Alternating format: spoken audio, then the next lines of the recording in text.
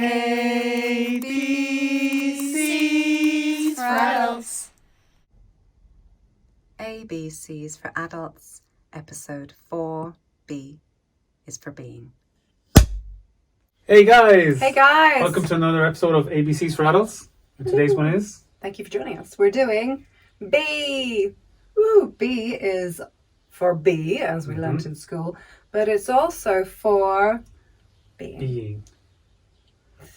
So, I suppose one of the most important things What is being? we learn, is like, that we're called... What are we called from stuff? We're called human beings.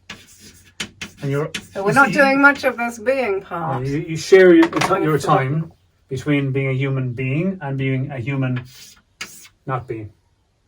So, like, obviously we're always in existence and we're always actually being. Of course, we're but always for the purposes existing. of the language of mindfulness, we're talking about Presence. and Conscious being. Exactly. Yeah. Conscious being. Sorry. Missed the cue there, guys. So, basically we're saying, like, it's going to help you in your life if you practice being at least once a day. So well, you know, it's kind of like there's a hint in the name there. So we're human beings, and we're not being very humane in the world right now. We're not really doing the being part. Mm-hmm. So the world is kind of in a bit of, you know, kind of not a healthy state, and neither is its inhabitants. Mm-hmm. So if we want to kind of bring more of an evolved version of ourselves, then we got to at least just look at, you know, read the label on the jar, see what's inside, try and be a bit more humane, and try and do this being thing. And you know, this being thing, a lot of people are, it is similar to presence. I mean, we're doing these are our versions of ABCs to help people with the mindfulness language and help people with the words that have helped us, for us to kind of help people to understand which words have served as kind of lanterns lighting along our path, and what we've gotten from them. So we really hope that that you can get something from what we're saying, and thank you very much for watching. Yes. So yeah, we're doing too much of this non-being thing. Why are we doing that, Jer? Because we're so caught up again. Yeah, we're caught up in these routines and to-do lists. So in order to counteract that, at least once a day, maybe before you go to bed, it's probably the best time before you go to sleep, I mean, when you're just kind of waiting to drop off. You just kind of have to it doesn't necessarily have to be this big, deep, like, type experience. It can just be noticing what it's like to be you. So what's it like to be me? Without all of the thinking of the future, tomorrow, what I have to do to this, blah, blah, blah. Carrying all the baggage of the past behind me and all of these trains of thought coming in. Without that, what's behind that? Like, it's not really this mysterious thing. It's literally just noticing the physical. So there's two aspects of it. Well, no, I shall help you with this. Thank you very much. With my beautiful assistant. There we go. So there's the physical aspect. Okay, so the physical aspect of being. So go into your body and just go, how do I feel? What is it to be me? Like, what am I actually sensing right now in this very moment? Just the physical. Don't even think about the mind. It helps if you close your eyes. You obviously don't have to. But that's why it's good to do it before bed, because you're already in a place where you're not going to be up too much. There's no jobs. There's no jobs. There's no list of jobs. So you might as well just do something useful for yourself that'll help you out. Okay? Like, it really cannot tell you enough, guys, if you're not practicing, you know, a bit of being, a bit of presence in your day. You're not there. You really should start, because it gives you so much. It gives you a different perspective on yourself, on life. It gives you energy, it gives you focus. It makes you feel more of a fulfillment inside. You're here. Otherwise, you're just kind of this programmed person. Well, like scrubbing off to-do lists until you like reach the very end, and that's like, the end of my life. And I knocked off the last to-do list. Thing on the to-do list. And your life can't just be a bunch of to-do lists. Which is, you know, becoming more and more. Yes. Anyway. Prevalent. So it's the physical aspect of it. Just notice where the tension is in your body. If there is tension, where is it? Give your full attention to that tension. And just, you'll notice that just by noticing it, it starts to dissipate because it's basically inhabiting your body.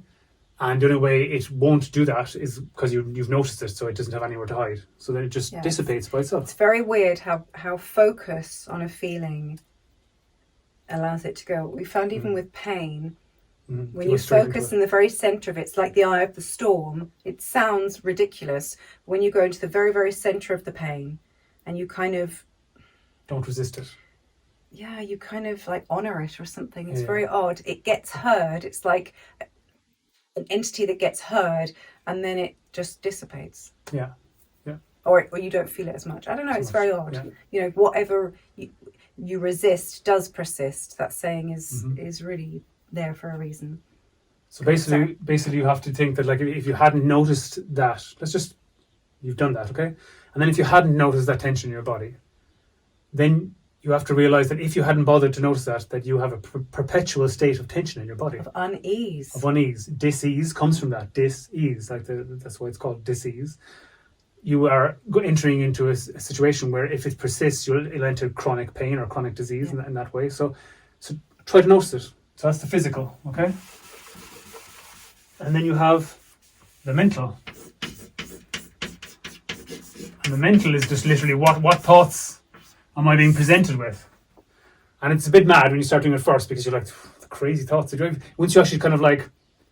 Yeah, they're crazy. Fully go into them, you kind of go, wow, the crazy stuff that's presented into your head, like, it's just nuts. And, you know, you have to actually be with yourself in order to notice what kind of quality of thoughts or whatever your body, you're being presented with on this, like, you know, ticker tape of thoughts. Exactly, but you have to know those thoughts are not you. Yes, like that's the most important. That's the erroneous kind of perspective that we all take, is that the bully brain that we have in our heads, you know, is not. It really is not a reflection of who we are. So it's just energy in the form of thought. So it's just thought energy, and it's just passing through like a visitor. So just to let it go through. It's only when you hold on to it and let it go stale that it starts to stink up the place and cause you pain and persist. And persist, yeah. So yeah. So allowing yourself to just feel your body first, and then to feel your mind, to just let it go, let it wander wherever it wishes to go. And you'll find after a while of initial, this is boring, I need to think about something this else. Is boring is this just is another stupid. toxic thought. Yeah, of course. This is boring is just another... This is silly, I'm so silly. Why am I trying this? Why am I doing this? What have you got to lose? We've got something better to do at whatever time at night? Of course not. This is going to help you. It's going to form new connections in your brain. It's getting you to know yourself, becoming more comfortable with yourself, not always having to distract away from... There's nothing to be afraid of, like just being with yourself. It can be a bit weird at first, but you get more comfortable with it then, and then you need less things. You don't need the distractions, and our thoughts are the biggest distraction that we have, basically. So any energy fully noticed, whether it's physical or mental, once it's noticed, it dissipates, right? It really does. It really does dissolve. So why then is being important to your health, overall health? Well, basically because it gives your body a vacation, like a holiday, from the constant bombardment of physical and mental energies that are bombarding you all of the time. If you just kind of stop it, like... Because the physical people might understand the mental one, because obviously that makes sense. If you're being present of your thoughts, then you're not allowing them to kind of bombard you. But physically as well, is that when you practice then presence or being in the daytime, and you actually are able to do it in the daytime as well, you make this kind of space between you and reality, really, in the rest of the world. And that's the real safe space. You know, people are talking about, you know, safe spaces, you know, what is it, your comfort zone, nothing kind of, it's very comfortable, nothing grows there. You can create this comfort zone, this safe space that you can carry around with you wherever you go. It doesn't matter if you're going into a new scenario, new situation, new place, new job, new people. It doesn't matter if you've got this space, and the space is just, I am here, I am the observer, I am whole, and I am looking at everything. Including your own thoughts and your own physical avatar. I'm very aware. Everyone's trying to get control on things and get a handle on life. And, you know, really a lot of that is just because we've got our eyes kind of half closed as we're driving, or we're like looking somewhere else, you know, then we're going to keep crashing. Whereas if we've got our eyes focused ahead, calm, like, you know, obviously in all situations, so like, you know, keep calm, don't panic is there for a reason. And the step beyond that is being, is presence and present awareness, or conscious being. Conscious being, exactly. So the first thing is the body vacation. You give yourself the physical, you give the break from that. And the second thing is you become more skilled, more adept at kind of catching this arising energy, whether it's mental or physical. that's trying to take a hold of you And distract you from just being. Vampirizing you, like basically just sucking your energy. So the next time you feel that by doing this practice, then whether it's at night or wherever it is, even if it's just 1 minute or 5 minutes or whatever it is, Yeah. you become more skilled, and so basically you'll end up eventually then just falling into it, like catching it. So when you experience mental or physical tension, then you just catch it, and then it's just like, wow, it tried to dominate me, and I just stopped, and then I just simply, then you just be with yourself. And then by being with yourself, then you're not falling asleep and allowing this unconscious tension, because like we discussed, if you didn't notice the tension, then it's just constantly there. But if you notice the tension, whether it's physical or mental, then it also becomes a doorway into mindfulness and self-reflection. As soon as you start to have kind of this awareness of your being, this presence, then you're seeing and you're meeting and you're greeting yourself without all these other things kind of clogging up the way or distracting you from yourself. Like, you are not what you do, what you say, your interests, your favorite color, your favorite food. That's not what you are.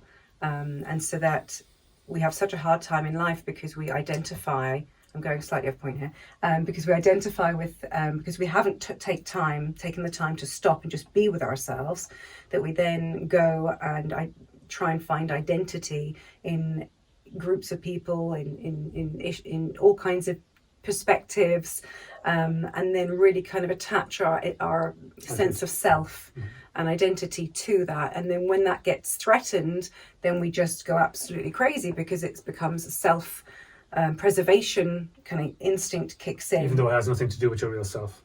Which is why people get so passionate and argumentative when it comes to, politics or religion or other people's perspectives that are different from our own. Anyway. So if you've practiced the being at whatever stage in the day that you find is best for you, even if you're bored in a queue for a bank or something like that, you can do it. You don't have to.